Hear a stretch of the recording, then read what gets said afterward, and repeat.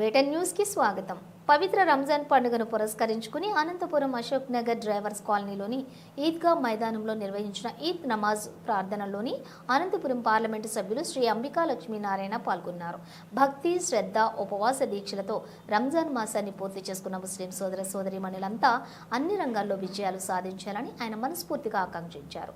ఈ సందర్భంగా పవిత్ర రంజాన్ పండుగ మనందరిలో సోదర భావాన్ని పెంపొందించి కొత్త ఉత్సాహాన్ని నింపాలని ఆకాంక్షిస్తూ ముస్లిం సోదర సోదరీమణులందరికీ ప్రత్యేక రంజాన్ శుభాకాంక్షలు తెలియజేశారు.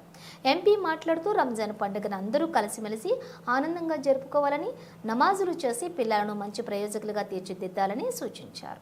అలాగే రంజాన్ మాసంలో పేదలకు దాన ధర్మాలు చేయడం కూడా ఎంతో పవిత్రమైన కార్యమని పేర్కొన్నారు. ఈద్ ప్రార్థనల్లో పాల్గొన్న వేలాది మంది ముస్లిం సోదరుల కోసం ఎంపీ అంబికా లక్ష్మీనారాయణ ప్రత్యేకంగా కూల్ డ్రింక్స్ ఏర్పాటు చేయించారు.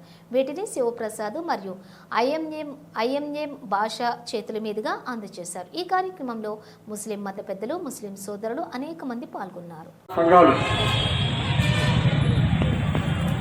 అందరూ కలిసి ఐక్యంగా నిర్వహించినటువంటి ఈ ర్యాలీ నిజంగా ఈ గుంటూరు జిల్లాకే తలమానికం.